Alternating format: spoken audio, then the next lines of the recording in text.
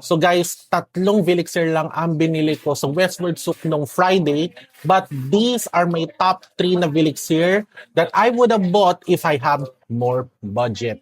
So number 1 is si Morpheus. This one is coming in Imagination, soapy, citrusy, and also a bit more prominent yung black tea. Now, this one smells really good lalo sa dry down niya. And although it's not as close, but super solid nitong Morpheus. Yun nga lang, since marami ng Imagination DNA din ako, so hindi siya ang top 1 priority ko. So, yun nga, if I have more budget, I would have gotten Morpheus. Number 2 natin is si Galatea. Galatea is Bianco Latte. So, yung kamoy nito na OG is actually better kasi wala yung alcoholic opening nung meron sa original, and also yung parang slightly rubbery opening niya. This one is more vanillic and sweet, as well as yung parang may dark caramel siya dito a little bit.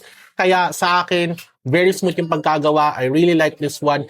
Pero hindi ko siya priority because yun nga, marami ng Bianco Latte na DNA sa market. But I cannot deny, this really smells good. Itong Galatea. So, napasolid nito. Last one is Asteria. This one, kamoy ng City of Stars. Smells like a citrusy, powdery, but also you do get that sun lotion vibe dito sa scent na to. For whatever reason, yung pagka-sun lotion nito at fresh sun lotion vibe is really, really good. Sa akin, nakaka-addict yung smell. Hindi too much yung sun lotion vibe dito to be like a problem to me.